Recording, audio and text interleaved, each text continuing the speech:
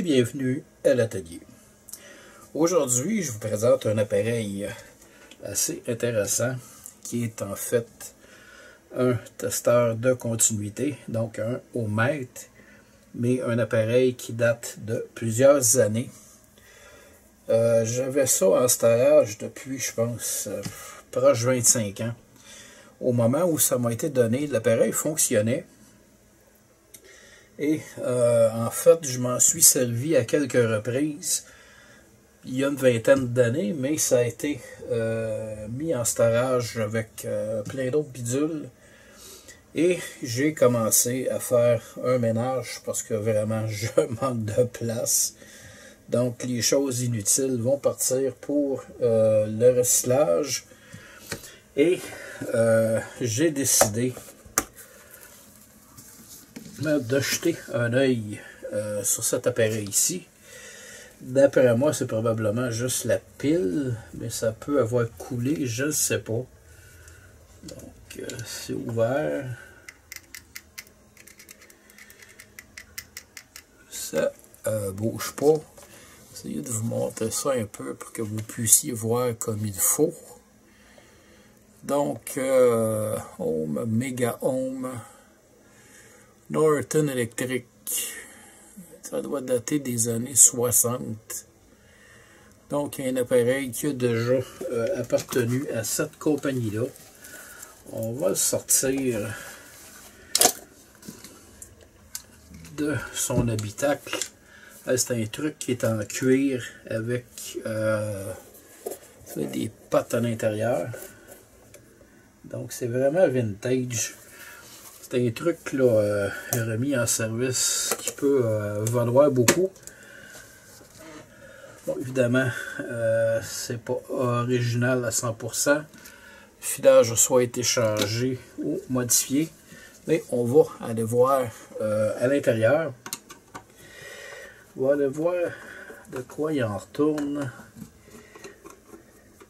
En même temps, ça va vous permettre de voir vraiment à quoi ça ressemble à l'intérieur de ce bidule-là. C'est un plastique bizarre.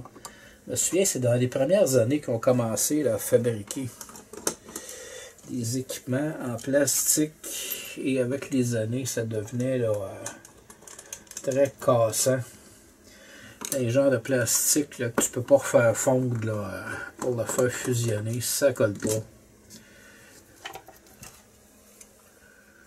Oh wow! Une pile de 45 volts Eveready. Radio B batterie. Donc une pile de type radio. On voit ici l'intérieur avec la résistance qui est là. Ici, on a un potentiomètre. Il n'y a pas grand-chose là-dedans. Il y a quelques pièces d'électronique.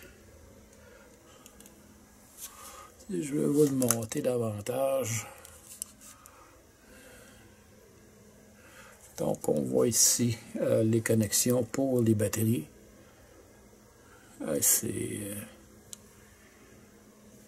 C'est pas jeune. Donc, on a une résistance ici, une autre là. C'est vraiment vieillot. On va vérifier l'état de la batterie. Et je suis convaincu que le problème, c'est ça. Mais là, la question est à savoir si je vais être capable de trouver une batterie de ce type-là. Eveready, je ne sais même pas si ça existe encore.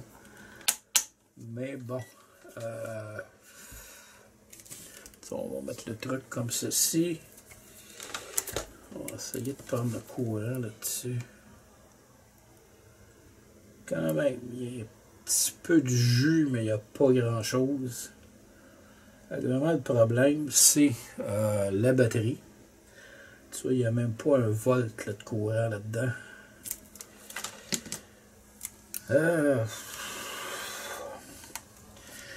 Donc, je vais faire mes recherches. Juillet. Ça, c'est pas de cette année, ça, c'est sûr. Oh mon Dieu. Qu'est-ce que c'est que ça? Ah, c'est vraiment vieillot là, comme batterie. Là.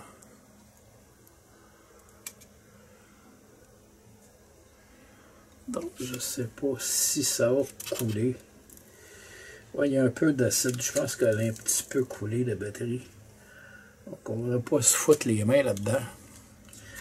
Bref, évidemment, c'est pas aujourd'hui que je vais faire fonctionner cet appareil-là. J'ai des générateurs de courant. Ici, j'en ai 3, mais j'en ai pas un qui monte assez haut pour le faire fonctionner.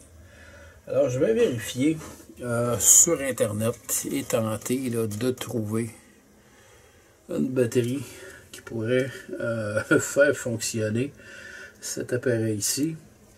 J'aurai probablement à refaire un support parce que je doute de trouver une batterie comme celle-ci. Mais bon, j'ai quand même les numéros. On va y aller avec le numéro de la batterie. Ah, c'est pris, c'est solide. Ok, l'USB.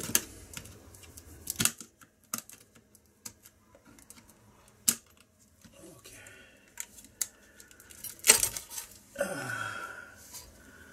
Ouais, on va peut-être avoir besoin d'un autre support. J'ai les numéros ici. Je vais me servir de cette référence-là et je vais aller vérifier si ça existe encore. Alors, j'ai vérifié pour la batterie. Il y a effectivement moyen de la trouver sous une autre marque. Sauf que le prix est relativement élevé. Alors, avant d'investir au niveau de l'achat d'une batterie, je vais m'assurer que l'équipement est encore fonctionnel. Et je vais le brancher sur mon générateur de courant qui produit là, au maximum, je pense que c'est 24 volts. Et dans ce cas-ci, je n'ai même pas de mon 24. Alors, on va faire un petit test, sans de vérifier à l'aide d'une vieille résistance. Est-ce que ça va bouger? Oh oui, c'est fonctionnel.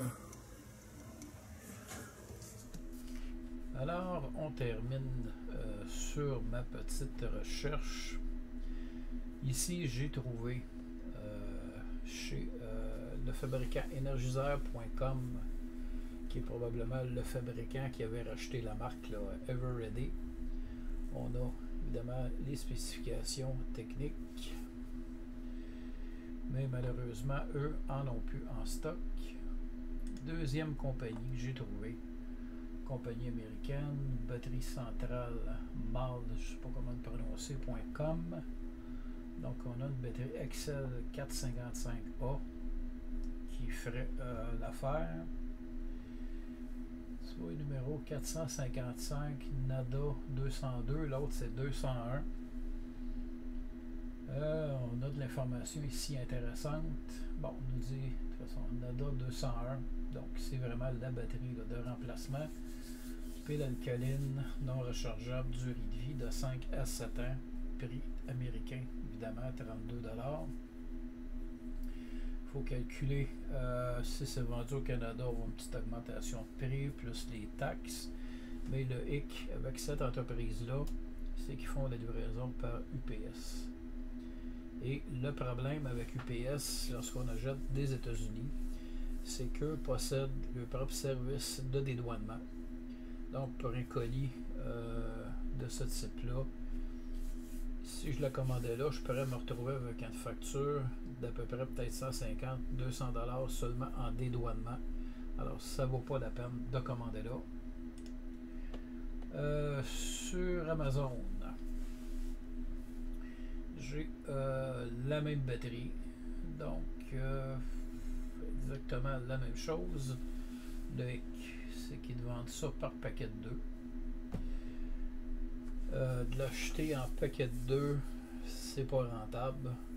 Bon, c'est ici, on demande 85,46 $.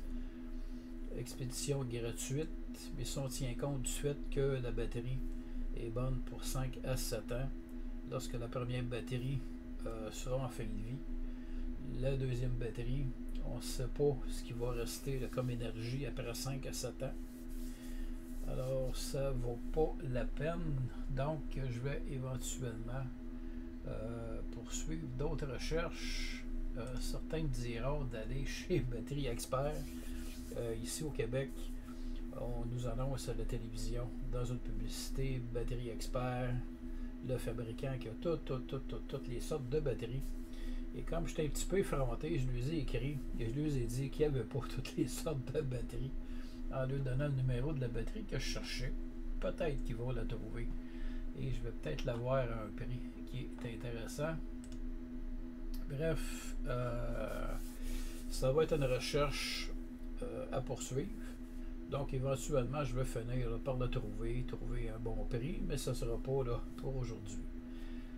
Fait que ce fut un plaisir de partager ceci avec vous.